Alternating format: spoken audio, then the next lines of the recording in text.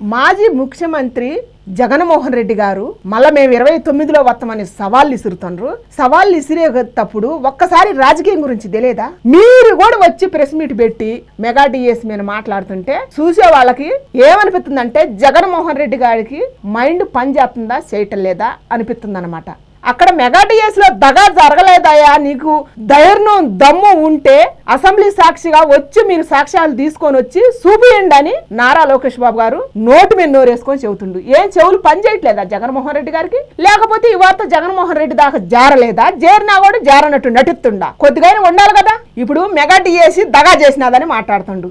ఎంతో మంది కష్టపడి చదువుకొని వాళ్ళు జాబులు తెచ్చుకోనరు, లంచాలు ఇచ్చి తెచ్చుకోలేదు. మీరు ఒక పేకు మడిసిని తీసుకొచ్చి పెట్టారు కదా అక్కడ, నేను డబ్బులు ఇచ్చినా కూటమి ప్రభుత్వం నాకు జాబు ఇవ్వలేదని అక్కడే తెలిసిపోతుంది కదా. అక్కడ డబ్బులు లంచం ఇచ్చినా కూడా జాబు రాదు. ఎందుకంటే ఎడ్యుకేషన్ పరంగా చదువు పరంగా టాలెంట్ ఉంటేనే, లేకపోతే లేదు ఇక్కడ కూటమి ప్రభుత్వంలో అని తేలిపోతుంది కదా. అందుకని దయచేసి జగన్మోహన్ రెడ్డి గారు ఇంకొకసారైనా ప్రెస్ మీట్ పెట్టి ఇట్ట పేలు కావద్దని నేను కోరుకుంటున్నా.